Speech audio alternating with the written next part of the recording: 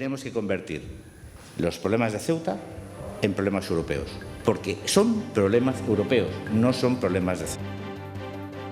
¿Qué tal? Muy buenas noches. Es Jordi Cañas, el eurodiputado de Ciudadanos, que ha impulsado la resolución con la que el Parlamento Europeo declaró por primera vez que la de Ceuta es frontera exterior de Europa. Así, Cañas ha visitado este lunes Ceuta. Durante toda la jornada, el político catalán ha mantenido varios encuentros. El primero con el presidente de la ciudad, Juan Vivas, quien le ha agradecido que haya sido el artífice de una resolución que califica de oportuna, histórica y concluyente. La resolución, sinceramente, creo que es un hito en la historia de Ceuta y también en la historia de España y también en la historia de Europa.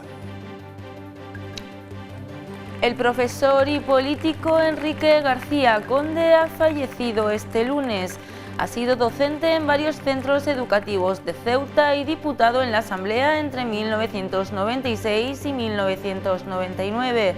Además, recibió la Medalla de la Autonomía en 2007. Continúa el repunte de casos COVID y la incidencia acumulada a 14 días en Ceuta se acerca al nivel de riesgo alto. Este lunes se han notificado 9 casos nuevos, 5 de ellos en menores de 20 años. De continuar esta tendencia, la ciudad terminará el mes en riesgo extremo. Y ya la estamos dando de 250 a 270 por 100.000 para final de mes. Yo no he hecho las previsiones hoy, pero mucho me temo que vamos a estar incluso por encima de esas cifras si esto sigue así. Así arrancamos ya el repaso a la actualidad en Noticias Ceuta. Comenzamos.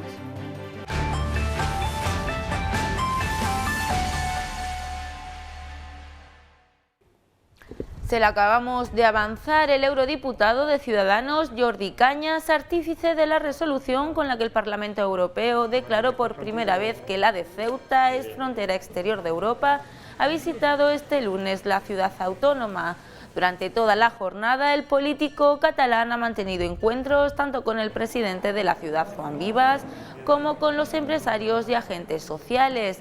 El presidente lo ha recibido en el Palacio de la Asamblea, donde le ha hecho entrega de un pin con el escudo de la ciudad y le ha manifestado que ella se encuentra en el cuadro de los ceutíes ilustres. Le ha agradecido además haber impulsado un pronunciamiento sin precedentes para Ceuta. A hacer política de Estado, ha dicho el eurodiputado Jordi Cañas, que ha venido a Ceuta. El político de Ciudadanos ha apelado a la unidad institucional como base para alcanzar un objetivo compartido, que en su opinión es crear un plan de recuperación integral que se centre en primera instancia en determinar qué tipo de frontera se quiere tener con Marruecos. Para Cañas, este aspecto es la clave para el futuro de Ceuta. Para Jordi Cañas, antes de impulsar un plan estratégico hay que determinar la naturaleza de frontera que se quiere tener con Marruecos. Luego, no empecemos al revés, porque en función de qué relación queramos tener, fronteriza o transfronteriza, con el Reino de Marruecos, y esa relación con España y el conjunto de Europa, pues tendrá que orientar las inversiones o la estrategia de atracción de inversiones. Un plan del que dice que no puede centrarse exclusivamente en el plano económico. Tenemos que hacer un plan integral que dé una respuesta integral, valga la redundancia, a una problemática que no entiende de compartimentos estancos. El político catalán, artífice de la resolución histórica por la que Europa reconoció la de Ceuta como frontera europea, considera crucial continuar por ese sendero. Tenemos que convertir los problemas de Ceuta en problemas europeos, porque son problemas europeos. Respecto a las relaciones con Marruecos, ha sido tajante, tiene que cumplir los acuerdos. Nosotros queremos que Marruecos sea un socio privilegiado, es el país que más fondos europeos recibe, pero eso se fundamenta en respeto y compromiso a los acuerdos.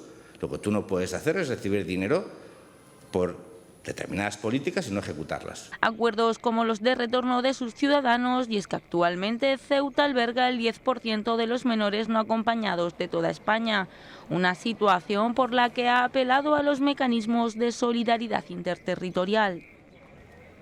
Por su parte, el presidente de la ciudad le ha agradecido al eurodiputado el que haya sido el artífice de una resolución oportuna, concluyente e histórica.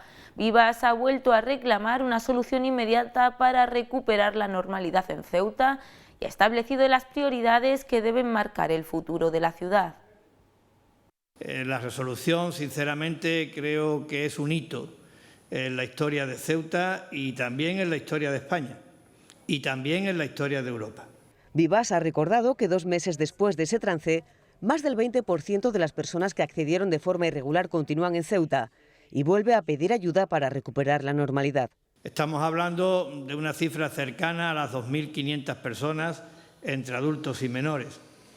Y esto para una ciudad con 20 kilómetros cuadrados, con 85.000 habitantes, con el 70% de paro juvenil, con el 46% de índice de pobreza, es una situación absolutamente insostenible.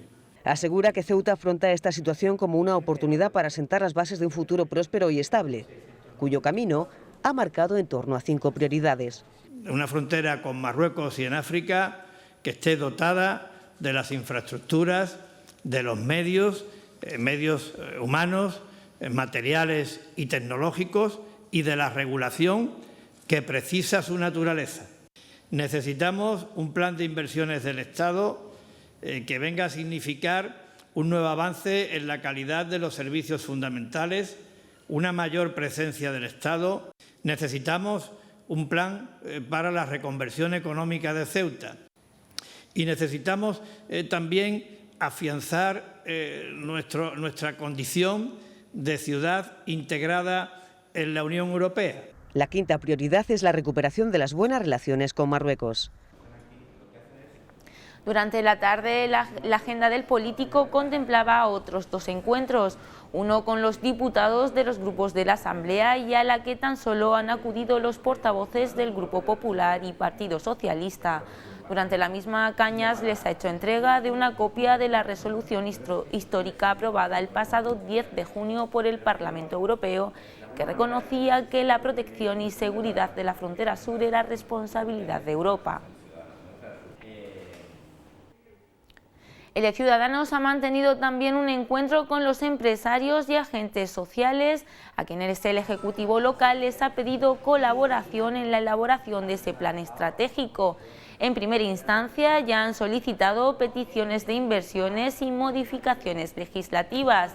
Al igual que ha manifestado hoy el político catalán, los empresarios consideran cruciales las relaciones con el vecino Marruecos, del que dicen que debe entender y aceptar que Ceuta es frontera sur de Europa.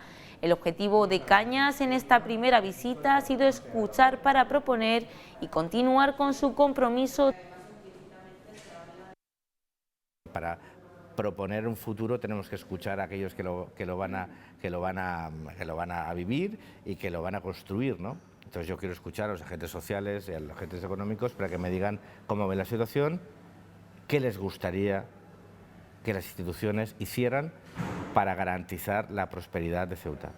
Entonces, esto es de trabajo. Yo he venido aquí a escuchar, ahora hablo demasiado, contigo estoy hablando mucho, pero he venido aquí más a escuchar, ¿no? A ver, a conocer y también a escuchar, porque si no estaríamos planteando un plan integral para el futuro de Ceuta sin haber escuchado a los ceutíes, ¿no? Pues entonces, mala cosa, ¿no? Una entrevista que podrán ver tras el acto de jura de los policías nacionales de la 35 promoción de escala básica, que les mostraremos en directo desde las 9 de la noche. Y más cosas, hablamos ahora de migración, porque la oficina de asilo ha quedado colapsada esta mañana ante decenas de migrantes que acudían ante un efecto llamada, ya que según ha confirmado delegación del Gobierno, los solicitantes que se les ha admitido la solicitud están siendo trasladados a la península.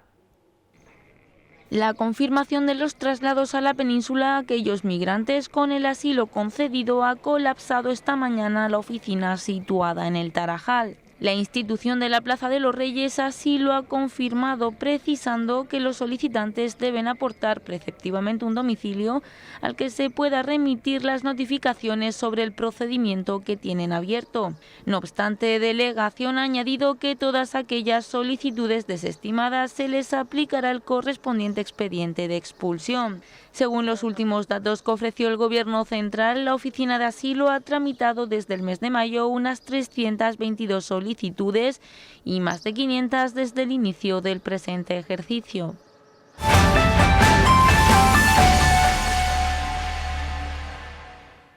Vamos ya con la situación sanitaria, y es que continúa el repunte de casos COVID y la incidencia acumulada a 14 días en Ceuta se acerca a nivel de riesgo alto. Pasamos a ver los datos consolidados hasta las 12 de la noche del 18 de julio. Registramos 9 nuevos positivos, de los cuales 5 pertenecen al colectivo de menos de 19 años. Con tan solo 3 curados, los casos activos se sitúan ya en 87. Continúa también la incidencia y la presión hospitalaria con 3 personas, una de ellas en la UCI, que ya ingresó este fin de semana. También ascienden las personas en aislamiento, situándose alrededor de los 450, concretamente en 442. Y es que con estos datos Ceuta se sitúa en un escenario de alerta 2, con una incidencia acumulada a 14 días de 138 casos por 100.000 habitantes, cerca del nivel de riesgo alto. Un nivel que ya ha alcanzado en este mismo indicador en la última semana, con una incidencia acumulada de 103 casos por cada 100.000 habitantes. Y es que en apenas 10 días Ceuta ha multiplicado por 6 la media diaria de contagios. Si se mantiene esta tendencia, la ciudad llegará a fin de mes en situación de riesgo extremo, según el portavoz de la Sociedad Española de Medicina Preventiva, Julián Domínguez, quien ha manifestado su preocupación por los contagios detectados en personas vulnerables que no estaban vacunadas. Dábamos unas previsiones de 150 por 100.000 para fin de mes hace 3 días y ya la estamos dando de 250 a 270 por 100.000 para final de mes. Yo no he hecho las previsiones hoy, pero mucho me temo que vamos a estar incluso por encima de esas cifras si esto sigue así. Y es que Ceuta ha pasado de notificar una media semanal de 2 casos diarios el pasado 7 de julio a acercarse a los 13 casos al día. Es decir, en apenas 10 jornadas, este dato se ha multiplicado por 6. Para mí lo más preocupante es que hay un 12% de personas mayores de 50 años que se han contagiado. Eran personas no vacunadas por las razones que fueren, a veces justificadas, y eso hace que podamos tener alguna persona vulnerable, como es el caso pues, de algunas embarazadas que han ingresado, ¿no? Y eso pues, es muy triste, ¿no? Por una parte porque no estaban vacunadas, que debían haberlo estado ya, y por otra parte pues, porque esa vulnerabilidad le puede provocar pues, secuelas o, bueno, esperemos que se quede solo en un ingreso. De las 3 personas que están ingresadas en el hospital universitario, ninguna está vacunada y 2 de ellas son mujeres embarazadas. Domínguez insiste en la importancia que tiene ponerse la vacuna y lamenta que se haya entrado en la 5ª onda epidémica. Era lo previsible tener un periodo de endemicidad en el cual hubiera un número de casos reducido y algún pequeño brote en grupos no vacunados. Eso era lo previsible y lo que debía haber pasado, pero ya estamos entrando en un franco ascenso que va a ser una onda epidémica en todas reglas, sí, la 5ª onda epidémica. Una situación que puede hacer a las autoridades plantearse la posibilidad de implementar nuevas medidas de control. El doctor Domínguez no entiende que se estén produciendo aglomeraciones y advierte de que si no cumplimos las recomendaciones preventivas e individuales llegarán de nuevo las restricciones. Y con responsabilidad individual, con las medidas preventivas individuales realizadas de forma correcta y de una forma disciplinada y rigurosa por todos, no haría falta tomar ninguna restricción. El problema es que, claro, si seguimos sin cumplir las medidas de una forma rigurosa, pues no va a quedar más remedio. Yo creo que las autoridades sanitarias deberían de tomar medidas si esto sigue así, si las personas no quieren cumplir con las medidas preventivas individuales, pues tendríamos que pasar a lo mismo de siempre, ¿no? A tomar medidas de restricción horaria, a impedir ningún tipo de reunión, aglomeración de ninguna clase, que de todas formas no debería haber aglomeraciones. Es que es sorprendente cómo hay aglomeraciones. Una de las claves para controlar la propagación de la COVID es la vacunación. Les recordamos que desde hace una semana está funcionando el punto de inscripción presencial para la vacuna en el Pabellón de la Libertad. Se trata de otra apuesta del Gobierno de agilizar más el proceso de inmunización y que en colaboración de Cruz Roja intenta llegar a colectivos sin recursos de acceso a Internet, como las personas de mayor edad o las transfronterizas. Desde hace una semana, todos aquellos ciudadanos que no puedan acceder al formulario web de vacunación tienen la opción de hacerlo de forma presencial. Para que se inscriban tanto las personas que se han quedado aquí, las transfronterizas, como otras personas que no tienen acceso a los ordenadores y les es imposible la inscripción. Está abierto de 9:30 a 3 de la tarde, aquí en el Pabellón de la Libertad, que es por la puerta de arriba. En apenas 5 minutos las personas quedan registradas. Y tú llegas, das tu nombre, tu apellido, si eres transfronterizo, el número de pasaporte y el número de teléfono para localizarte. Después todos esos datos, una vez que se recogen durante toda la semana, se envían a Sanidad para que le den cita. Ha tenido una recepción lenta que aumenta con los días. Progresivamente están viniendo más gente. O sea, al principio venían unas 10 o 12 a apuntarse. Ya a finales de semana ha ido aumentando la cosa. Ya en una semana llevamos más de 115 inscripciones ya y va aumentando. Incrementar las inscripciones es el propósito que se ha propuesto la ciudad con este recurso para agilizar aún más el proceso de inmunización. Como les venimos contando, casi la mitad de los contagios diarios en Ceuta se registra en menores de 20 años, precisamente el grupo etario que más está resistiendo a la inmunización. Es que, según informan desde Sanidad, tan solo el 48% ha recibido una dosis. Por ello, este fin de semana ha comenzado una campaña a través de la unidad móvil RULE, donde se ha establecido un punto COVID para jóvenes. La baja respuesta a la inmunización por parte de los menores de 20 años preocupa y mucho a las autoridades sanitarias. Estamos muy preocupados, precisamente el grupo 13, que es el que llamamos, el que son ahora mismo de 16 a 19, que es lo que se puede vacunar, la demanda, la inscripción es muy baja. Y es que tan solo el 48% de este grupo etario ha recibido una dosis, a la vez que es el colectivo que está registrando la mayor cifra de contagios. Casi un 50% son personas de 15 a 19 años. Muchos de ellos no están vacunados, algunos con una dosis nada más, y el problema es que se contagian porque no guardan las debidas medidas de protección. Muchos de ellos también vienen de viaje. Para llegar a los jóvenes, Sanidad ha iniciado este fin de semana una campaña a través de la unidad móvil RULE. Punto COVID para jóvenes, pero tiene un valor añadido, no es meter el bastoncillo nada más, ¿no? Es informarles, hemos formado a nuestros técnicos para hacer una información pre-test y post-test. Así, los mayores de 16 años que acudan a zonas de ocio nocturno durante los fines de semana tendrán la oportunidad de hacerse test de antígenos de forma gratuita. Una vez que pasen arriba, se le habrá tomado temperatura y demás, nuestra compañera DUE le dará un poco el consentimiento informado del test y las recomendaciones de aislamiento si en el caso que fuese positivo. Una vez realizado el test, deberán abandonar el camión y esperar abajo pues 10 minutillos, que es lo que suele tardar el dicho test. Sobre el proceso de vacunación y se les ayudará en la inscripción.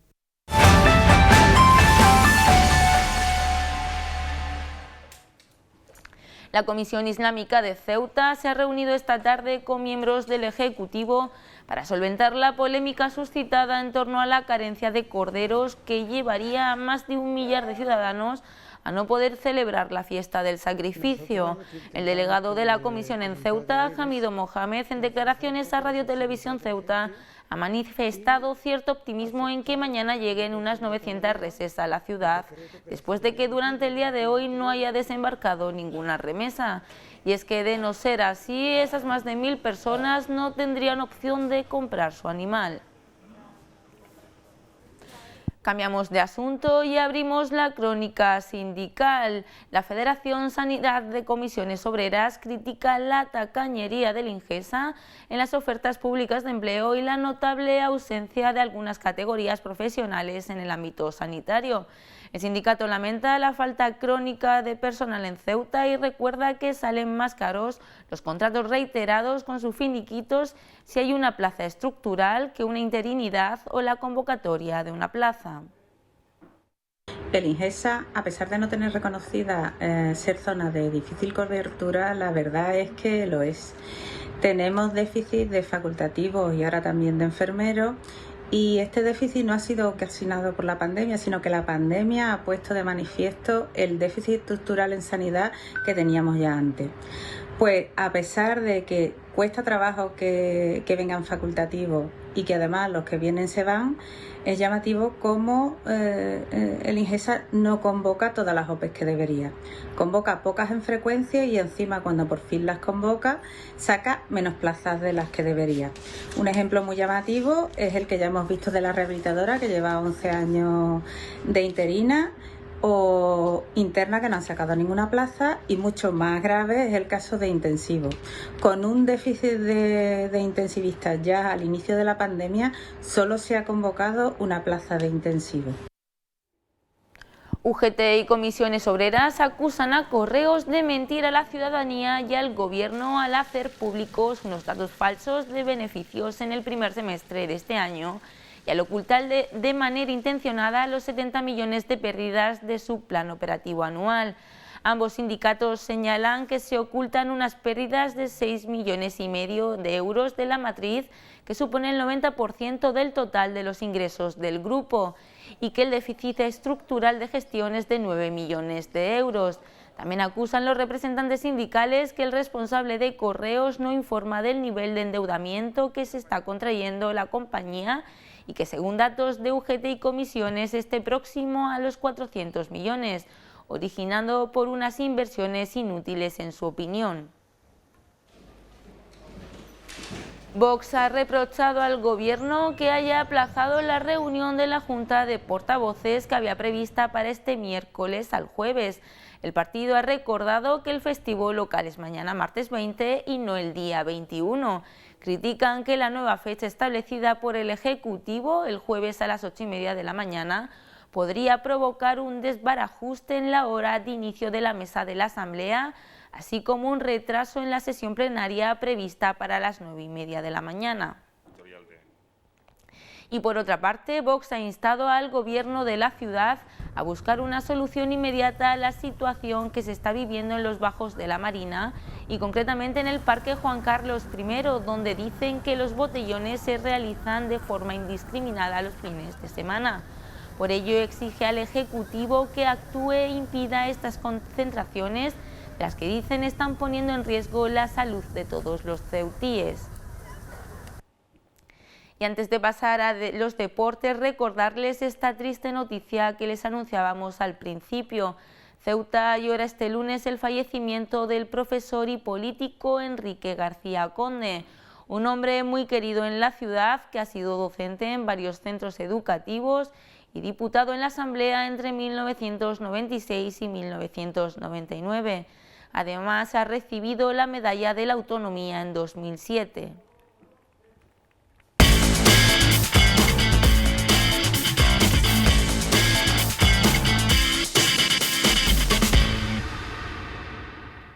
La agrupación deportiva Ceuta se ha hecho con los servicios del extremo reconvertido al lateral izquierdo David Alfonso y del centrocampista Adrián Moyano, ambos procedentes del Recreativo de Huelva. Moyano empezará la temporada en el filial.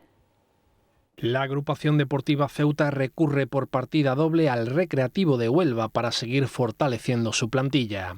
La incorporación del carrilero zurdo David Alfonso para la próxima temporada ha sido confirmada por el club ceutí. Jugador de 21 años y ambidextro, se ha formado en las categorías inferiores del Decano y ha formado parte de la Masía del Barcelona durante 2 años. Regresó al Recre, donde ha alternado el filial, el Atlético Nubense, con el primer equipo. Con este último jugó la pasada campaña 17 partidos. También procedente del Recreativo de Huelva, pero en principio con destino al Ceuta B, la entidad blanca se hace con los servicios del mediocampista Adrián Moyano, también de 21 años. Tras militar en las categorías inferiores del Recre, dio el salto a su filial, donde disputó 13 partidos el pasado ejercicio, entrenando casi toda la temporada con el primer equipo, con el que jugó 2 encuentros. Y una incorporación más para el Ceuta B, el defensa central Andrés Calvo, jugador expeditivo procedente del Centro Deportivo Barco, equipo gallego de tercera división que reforzará la retaguardia del filial. El exgoleador del Ceuta, Pablo García, volverá a coincidir con José Juan Romero, esta vez en el Eldense. El club alicantino ha apostado fuerte por hacerse con los servicios del ariete sevillano y ya tiene a su delantero, otro ex del Ceuta, el mediocampista David Hinojosa, jugará esta temporada en el Calvo Sotelo. El eldense que entrena el ex del Ceuta, José Juan Romero, ya tiene al delantero que pretendía, Pablo García. El que fuera pichichi de la escuadra caballa con 13 dianas en 16 partidos y perdiéndose el tramo final del campeonato por una segunda luxación de clavícula que le obligó a pasar por el quirófano, ya es jugador oficial del equipo alicantino. El Ceuta no pudo retener al jugador sevillano de 24 años ya que su cotización había subido mucho y las cantidades solicitadas no eran asumibles para la entidad que preside Luay Hamidu. Su destino, a pesar de contar con varios conjuntos interesados en contratarlo, el eldense.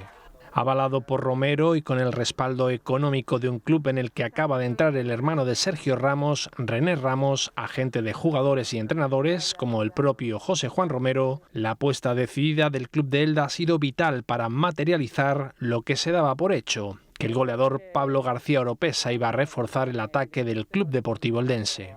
Otro ex del Ceuta que ha encontrado acomodo ha sido David Hinojosa, que ha fichado por el Calvo Sotelo de Puerto Llano de la Segunda División Real Federación Española de Fútbol. Aunque el centrocampista quería continuar, ha tenido que aceptar la decisión del club ceutí de prescindir de sus servicios. El gaditano, de 25 años, ha jugado esta temporada con el Ceuta 23 partidos, 19 de ellos saliendo desde el inicio. Y un último apunte sobre la agrupación deportiva Ceuta. El defensa del conjunto ceutí, Víctor González, cuelga las botas pero seguirá vinculado al club ceutí dentro de la Secretaría Técnica. El segundo turno del campus de fútbol base de la Federación de Fútbol de Ceuta ha comenzado esta mañana con 35 alumnos inscritos en edades comprendidas entre 6 y 12 años. A diferencia del primero, que tuvo lugar en el estadio José Benoliel, este se celebra en el Martínez Pirri y se desarrollará hasta el 30 de julio.